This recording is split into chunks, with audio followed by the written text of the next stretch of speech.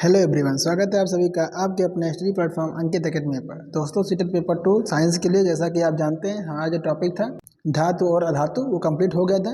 तो उस पर आज प्रैक्टिस सेट लेकर हम आए हैं, यानी जितने भी क्वेश्चन इससे बनने वाले हैं, आपके पेपर में आने वाले क्वेश्चन हैं, उनको हम आज लेकर आए हैं, आपका प्रैक्टिस करवाएंगे। इन क्वेश्चन को आप अच्छे से प्रैक्टिस कर लीजिए, क्योंकि यहाँ से आपका पेपर में क्वेश्चन देखने को मिल सकता है। तो चलिए शुरू करते हैं आज का वीडियो शुरू करने से पहले यदि आप चैनल पर नए हैं तो चैनल को लाइक कर दीजिए, सब्सक्राइब कर लीजिए और बेल आइकन को भी प्रेस कर लीजिए, ताकि आने वाले वीडियो का नोटिफिकेशन सबसे पहले आप तक पहुंच जाए और आपकी तैयारी अच्छी हो सके। तो चलिए शुरू करते हैं अब आज का वीडियो। तो देखिए, जो पहला क्वेश्चन हमारा है, पहला क्वेश्चन क्या है कि सही कथन का पहचान करना है आपको। इसमें आपको बताना है कि जो ऑप्शन नंबर इसका ए दिया गया है वो कह रहा है कि धातु अम्लों से अपक्रिया करते हैं। आपका ऑप्शन जो बी दिया गया है वो है धातु अम्लों से अपक्रिया नहीं करते हैं। ऑप्शन नंबर जो सी है वो ए और बी दोनों सही है, और ऑप्शन नंबर डी इनमें से कोई नहीं। आपको बताना है इनमें से सही कथन कौन सा होगा।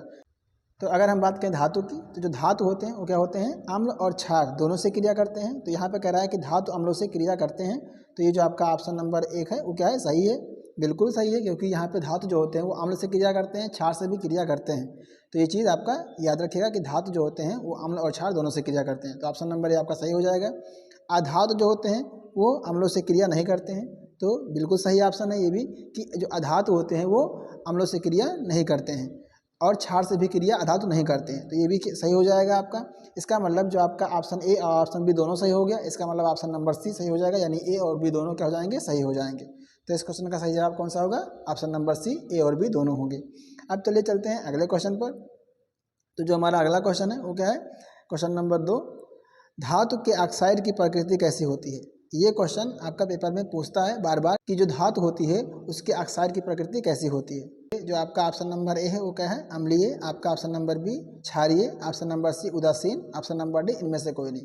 तो आपको बताना है कि धातु के ऑक्साइड की जो प्रकृति होती है वो कैसी होती है। तो अगर हम बात करें धातु के ऑक्साइड की, तो जब हम थ्योरी की क्लास लिए थे तो उसमें आपको बताए थे हम कि जो धातु होती है उसकी ऑक्साइड की प्रकृति कैसी होती है, क्षारीय होती है, यानी ऑप्शन नंबर बी सही हो जाएगा। तो अगर बात करें अधातु के ऑक्साइड की, तो जो अधातु के ऑक्साइड होते हैं उनकी प्रकृति कैसी होती है, अम्लीय होती है। लेकिन यहाँ क्वेश्चन पूछा था कि धातु के ऑक्साइड की प्रकृति कैसी होती है, तो याद रखिए कैसी होती है, क्षारीय होती है। तो ऑप्शन नंबर बी सही हो जाएगा। अब चलते हैं अगले क्वेश्चन पर। अगला क्वेश्चन हमारा है, सोडियम धातु को मिट्टी के तेल में रखा जाता है क्योंकि। इनमें से आपको बताना है कि इसका रीज़न क्या है कि सोडियम जो आपका धातु है उसको मिट्टी के तेल में क्यों रखते हैं उसको। तो ऑप्शन नंबर ए है, सोडियम वायु तथा जल से क्रिया कर लेता है, सोडियम मिट्टी के तेल से क्रिया नहीं करता है, या ऑप्शन नंबर जो सी है ए और बी दोनों सही हैं, या ऑप्शन नंबर डी इनमें से कोई नहीं।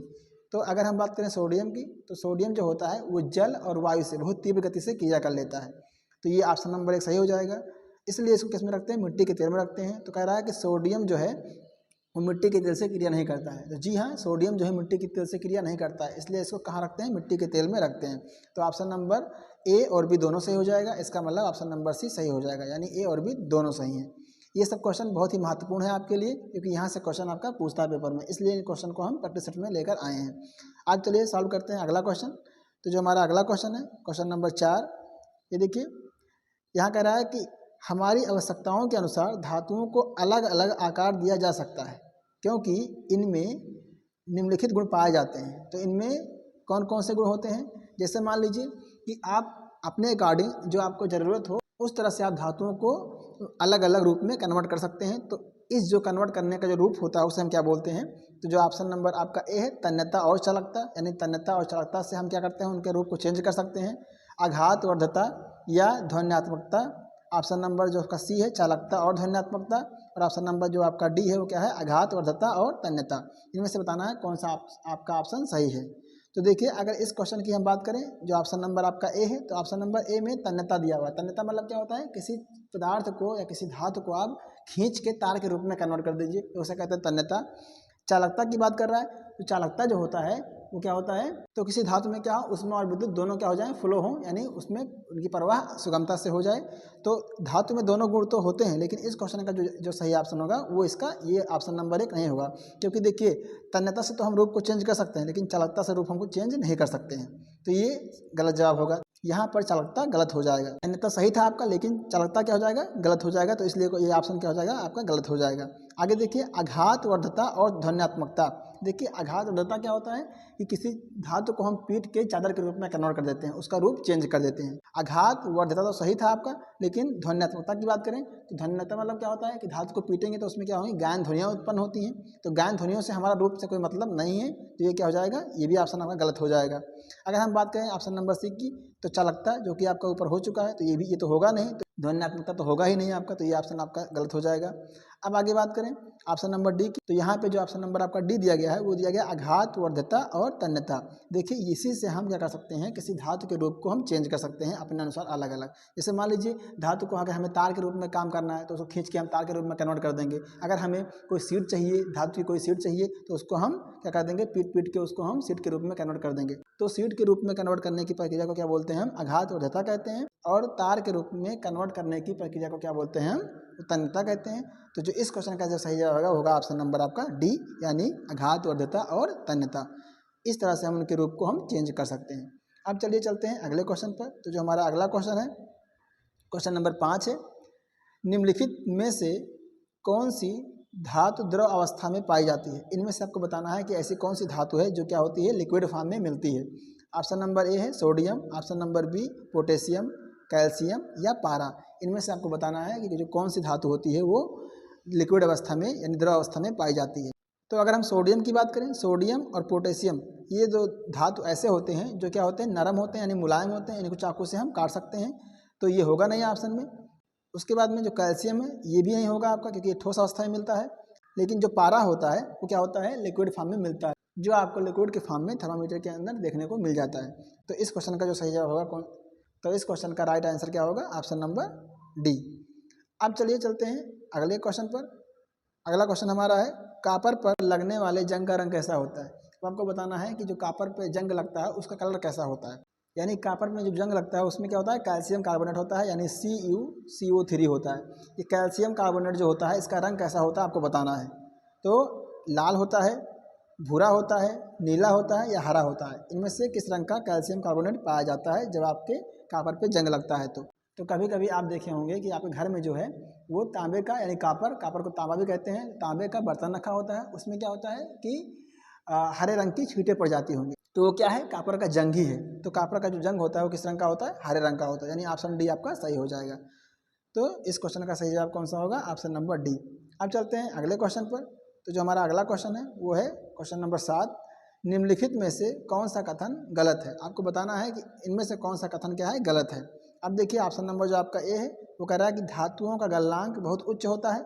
अब इसको आप बताइए कि क्या धातु का गलनांक उच्च होता है। ऑप्शन नंबर जो बी है, धातु उष्मा की सुचालक होती है। अब आपको बताना है कि क्या धातु उष्मा की सुचालक होती है। लेड और पारा उष्मा के उत्तम चालक हैं। ऑप्शन नंबर जो डी दिया गया है, शुद्ध धातुओं की सतह जो होती है वो चमकदार होती है। इनमें से बताना है कौन सा आपका ऑप्शन गलत है। इसका मतलब इसमें क्या होगा, 3 ऑप्शन सही होंगे, एक ऑप्शन गलत होगा, उसकी आपकी पहचान करनी है। तो अगर हम बात करें धातु के गलनांक की, तो जो धातु का गलनांक होता है वो उच्च होता है, यानी ऑप्शन नंबर ए आपका सही हो जाएगा। अगर हम बात करें ऑप्शन नंबर बी की, धातु उष्मा की सुचालक होती है, तो जी हाँ, धातु उष्मा और विद्युत दोनों की सुचालक होती है, तो ये भी ऑप्शन आपका सही हो जाएगा। अगर हम बात करें ऑप्शन नंबर सी की, लेड और पारा उष्मा के उत्तम चालक है। अब देखिए यहाँ पे क्या कह रहा है कि लेड और पारा जो है उष्मा के उत्तम चालक हैं। तो अगर धातु की बात करें तो धातु में क्या होता है कि जो आपका सिल्वर होता है, यानी Au यानी सिल्वर, चांदी जिसे हम कहते हैं, और आपका कापर, ये जो होते हैं ये सबसे अच्छे क्या होते हैं, उष्मा के सुचालक होते हैं, और करंट के भी क्या होते हैं, सुचालक होते हैं। तो आपका यही ऑप्शन क्या हो जाएगा, गलत हो जाएगा। और ये गलत है इसलिए क्या हो जाएगा, ये सही हो जाएगा, क्योंकि यहाँ पे क्या पूछ रहा था कि कौन सा ऑप्शन आपका गलत है। तो ऑप्शन नंबर सी क्या हो जाएगा, गलत हो जाएगा। ऑप्शन नंबर डी की बात करें तो देखिए, शुद्ध धातुओं की सतह क्या होती है, चमकदार होती है। हमने आपको बताया था कि जो धातु होते हैं वो क्या होते हैं, चमकदार होते हैं। तो ऑप्शन नंबर आपका ये भी सही है, लेकिन ऑप्शन नंबर जो आपका सी था वो क्या था, गलत था, और यहाँ पे गलत पूछ भी रहा था, तो हमें गलत का उत्तर गलत ही देना है। अब चलिए चलते हैं अगले क्वेश्चन पर। अगला क्वेश्चन हमारा है क्वेश्चन नंबर 8। यहाँ देखिए, लोहे के जंग लगने के विषय में सही कथन की पहचान करना है आपको। इनमें से बताना है कि कौन सा कथन आपका लोहे पे जो जंग लगता है तो कौन सा कथन आपका सही है। ऑप्शन नंबर ए, लोहे के जंग का रंग भूरा होता है। ऑप्शन नंबर बी, जंग लगने से लोहे का वजन बढ़ जाता है। ऑप्शन नंबर सी, यह एक अनुत्क्रमणीय प्रक्रिया होती है। ऑप्शन नंबर डी, उपरोक्त सभी। तो इनमें से बताना है कि कौन सा आपका ऑप्शन सही हो जाएगा। अगर हम बात करें लोहे की जंग की, तो लोहे का जो जंग होता है उसका जो रंग होता है कैसा होता है, भूरा होता है। तो ऑप्शन नंबर ए आपका सही हो जाएगा। जंग लगने से लोहे का वजन बढ़ जाता है, तो जी हाँ, जंग लगने से क्या होता है, लोहे का वजन बढ़ जाता है, तो ये भी सही हो जाएगा आपका।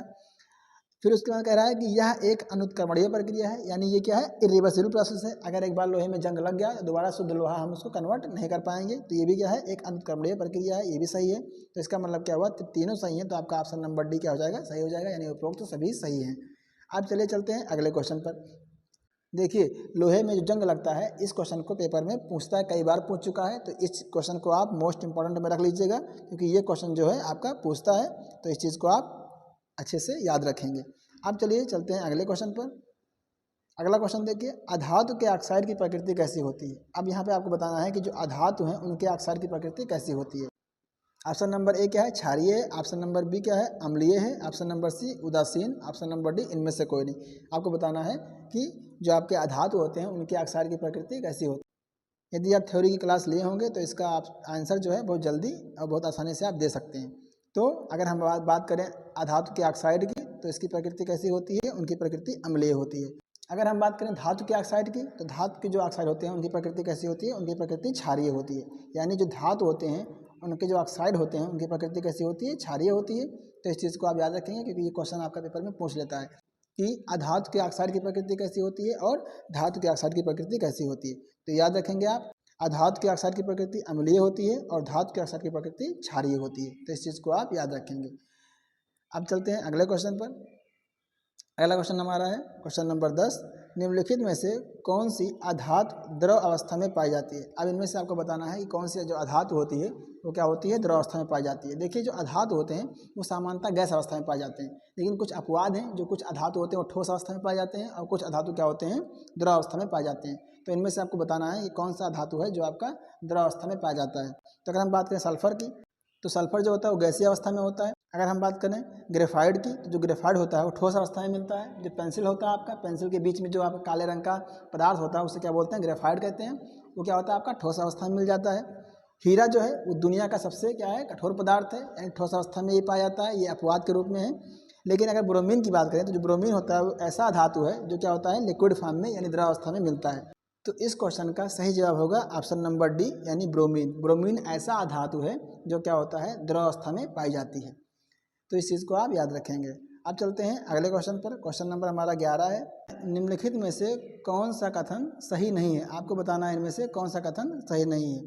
इसको आप सही कर लीजिए, क्वेश्चन को यहाँ पे कर लीजिए, कौन सा कथन यहाँ पे सही है। तो इनमें से आपको बताना है कौन सा कथन आपका सही है। तो ऑप्शन नंबर आपका 1 दिया हुआ है, सभी धातुएं क्या होती हैं, तन्य होती हैं। सभी अधातुएं तन्य होती हैं। सामान्यतः धातुएं तन्य होती हैं। या ऑप्शन नंबर जो आपका डी है, कुछ अधातुएं क्या होती हैं, तन्य होती हैं। इनमें से आपको बताना है कौन सा ऑप्शन सही है। तो अगर हम बात करें कि जो धातुएं होती हैं वो सभी धातुएं तन्य नहीं होती हैं, क्योंकि अगर हम पारे की बात कर लें तो पारा क्या होता है आपका, लिक्विड फॉर्म में होता है। तो लिक्विड जो फॉर्म होता है वो उसको हम खींच के तार के रूप में कन्वर्ट नहीं कर पाएंगे।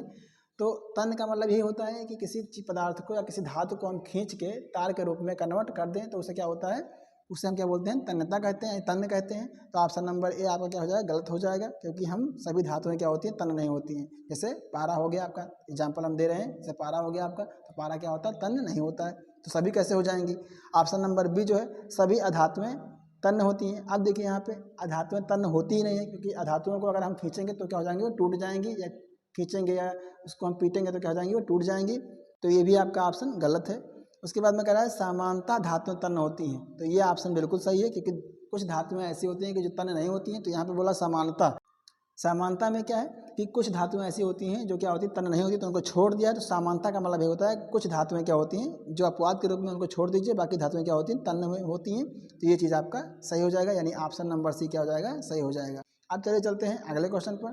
तो जो हमारा अगला क्वेश्चन है, क्वेश्चन नंबर है 12। निम्नलिखित में से किसको पीटकर पतली चादर के रूप में परिवर्तित किया जा सकता है। आपको इनमें से बताना है कि किस पदार्थ को इनमें से हम खींच के चादर के रूप में कन्वर्ट कर सकते हैं। ऑप्शन नंबर जो आपका ए है वो जिंक है। Option number B phosphorus. Option number C sulphur. और ऑप्शन नंबर डी ऑक्सीजन। इनमें से किसको हम पीट के चादर के रूप में कन्वर्ट कर सकते हैं। देखिए, किसी पदार्थ को या धातु को पीट कर हम चादर के रूप में कन्वर्ट कर सकते हैं, जिसे हम क्या बोलते थे, आघात वर्धनता कहते थे। तो इसमें आपको पहचानना कि धातु कौन सा है। तो अगर हम बात करें ऑक्सीजन का तो ये क्या है, अधातु है, तो ये होगा नहीं। अगर हम बात करें सल्फर की तो ये भी क्या आपका अधातु, ये भी नहीं होगा।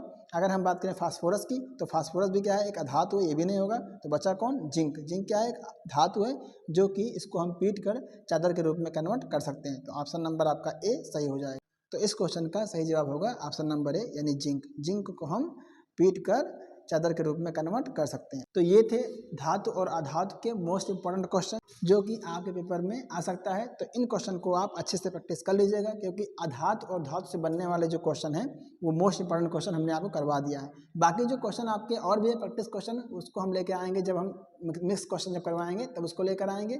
तो हम टॉपिक वाइज अभी आपका तैयारी करवा रहे हैं, तो टॉपिक वाइज आप करते रहिए, फिर बाद में हम मिक्स प्रैक्टिस सेट करेंगे, जिससे क्या होगा कि आपकी तैयारी अच्छे से हो जाएगी और आप पेपर में अच्छे से अच्छा करके आएंगे। तो आप क्या करिए, वीडियो को एक बार नहीं, 2 बार नहीं, जितनी बार आप प्रैक्टिस करना चाहें उतनी बार कर सकते हैं, क्योंकि वीडियो आपका हमेशा अवेलेबल रहेगा। तो आप अच्छे से प्रैक्टिस करिए और अच्छे से अच्छा नंबर ले आइए। इस बार हमारा टारगेट क्या है कि जो नंबर है आपका वो 130 प्लस आए, और अच्छे से आप करिए मेहनत और अच्छे से तैयारी करके आप जाइए पेपर में, ताकि आपका पेपर क्या हो, अच्छे से हो जाए। तो चलिए मिलते हैं एक नए टॉपिक के साथ में अगले वीडियो में। तब तक के लिए नमस्कार, जय हिंद दोस्तों।